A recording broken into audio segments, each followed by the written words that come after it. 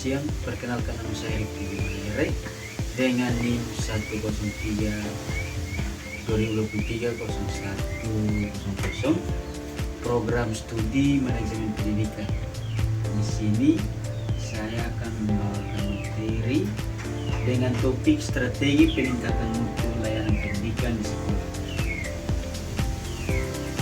Strategi peningkatan mutu layanan pendidikan di sekolah merupakan topik yang sangat penting karena mutu layanan pendidikan sangat berpengaruh langsung terhadap hasil belajar siswa, profesionalisme guru, dan kepercayaan masyarakat terhadap sekolah. Di era global saat ini, pendidikan yang bermutu bukan hanya soal kelulusan, tapi soal kemampuan siswa bersaing, berpikir kritis, dan berperan. Mengapa topik ini penting dalam konteks mutu pendidikan? Karena yang pertama, mutu pendidikan di Indonesia masih belum merata. Yang kedua, fenomena sekolah unggul hanya di kota-kota besar. Yang ketiga, kualitas layanan guru mempengaruhi hasil belajar siswa. Strategi peningkatan mutu layanan pendidikan. Ada beberapa strategi yang relevan dan dapat diterapkan di tingkat sekolah. Yang pertama, penguatan kompetensi guru secara berkelanjutan. Contoh, program guru penggerak dan platform Merdeka Mengajar memberikan ruang bagi guru untuk terus berkembang. Yang kedua, manajemen sekolah yang transparan dan berorientasi. Contoh, kepala sekolah sebagai pemimpin tahu mengevaluasi dan mendukung proses belajar. Yang ketiga, pemanfaatan teknologi untuk pembelajaran dan administrasi. Contoh, pembelajaran digital untuk memperluas akses. Yang keempat, keterlibatan orang tua dan masyarakat. Contoh, membangun kolaborasi melalui sekolah, pertemuan orang tua, dan program pengembangan lingkungan sekolah.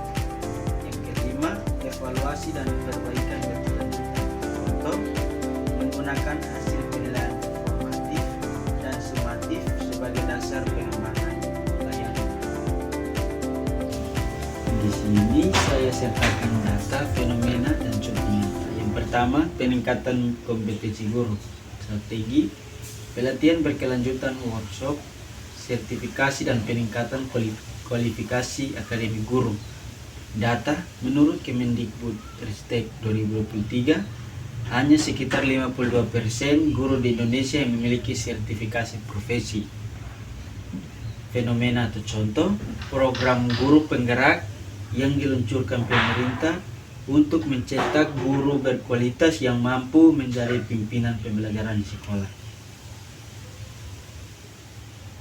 Sini juga saya paparkan kajian literatur. Yang pertama, teori manajemen mutu pendidikan. Total quality management dalam pendidikan menekankan pentingnya perbaikan berkelanjutan dalam sebuah aspek sekolah, pengajaran, administrasi, fasilitas, dan layanan terhadap siswa.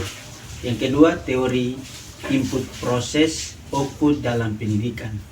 Mutu pendidikan dipengaruhi oleh input sumber daya seperti guru, sarana, kurikulum, proses interaksi, pembelajaran, manajemen kelas, dan output hasil belajar siswa. Yang ketiga, teori belajar konstruktivistik. Siswa membangun pengetahuannya sendiri melalui interaksi dengan lingkungan dan pembelajaran konstekstual. Guru berperan sebagai fasilitator, bukan satu-satunya sumber informasi. Yang keempat, teori pelayanan prima dalam pendidikan. Pelayanan pendidikan harus mengutamakan kualitas dalam 5 dimensi: fasilitas, keandalan, tanggap, jaminan mutu, dan kepedulian. Yang kelima, teori kepemimpinan transformasional. Kepala sekolah sebagai pemimpin transformasional mendorong inovasi, memberi inspirasi, dan membangun budaya kolaboratif dalam sekolah. Di sini saya hubungkan dengan praktik nyata di institusi pendidikan.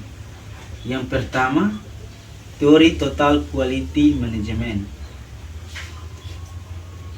Teori fokus pada perbaikan berkelanjutan dan keterlibatan semua pihak dalam peningkatan mutu layanan. Praktik nyata, sekolah-sekolah penggerak yang menerapkan program sekolah rujukan dari Kemendikbud mengembangkan sistem manajemen mutu dengan evaluasi internal berkala, pelibatan komite sekolah, serta forum diskusi guru dan wali murid untuk menentukan arah kebijakan sekolah. Yang kedua, teori input, proses, output. Teori mutu pendidikan dipengaruhi oleh kualitas input, guru sarana, proses pembelajaran, dan output hasil belajar. Praktik nyata, SMA Negeri 1 Yogyakarta mengintegrasikan laboratorium digital dan perpustakaan elektronik, menerapkan pembelajaran berbasis proyek, dan berhasil meningkatkan nilai UTBK siswa secara signifikan. Yang ketiga, teori konstruktivistik, Piaget dan Vygotsky. Teori pembelajaran bermakna terjadi jika siswa aktif membangun sendiri pengetahuan melalui interaksi dan pengalaman. Praktik nyata di SD Lab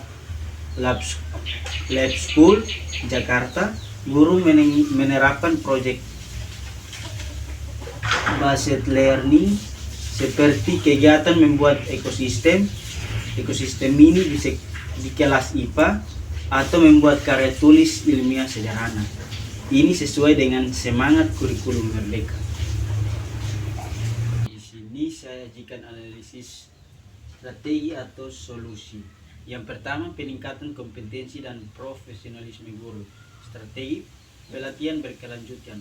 Solusi, pemerintah memperluas akses pelatihan berbasis platform digital, misalnya platform Merdeka Mengajar. Yang kedua, pengetahuan kepemimpinan sekolah. Strategi, mendorong model kepemimpinan transformasional. Solusi, memberikan otonomi terbatas kepada kepala sekolah dalam mengelola anggaran dan pengembangan program inovatif. Ini saya simpulkan, peningkatan mutu pendidikan di sekolah merupakan suatu kebutuhan mendesak untuk menciptakan generasi yang unggul, adaptif, dan berdaya saing. Dengan strategi yang tepat, evaluasi yang berkelanjutan, serta komitmen dari semua pihak, mutu pendidikan di Indonesia dapat terus ditingkatkan untuk menjawab tantangan zaman dan membentuk pelajar yang berkarakter, cakap teknologi, dan mampu bersaing di tingkat global. Pandangan pribadi dan rekomendasi praktis. Saya melihat banyak sekolah yang berhasil bukan karena fasilitas mewah, tetapi karena kepemimpinan yang kuat, guru yang berdedikasi, serta kolaborasi erat dengan masyarakat sekitar. Rekomendasi praktis. Yang pertama, buat tim peningkatan mutu di setiap sekolah. Yang kedua, rapat guru wajib bahas evaluasi pembelajaran, bukan hanya administrasi. Yang ketiga, adakan kelas terbuka atau peer teaching. Yang keempat, bangun kemitraan dengan dunia usaha dan komunitas lokal. Yang kelima, optimalkan teknologi yang ada, bukan harus mahal.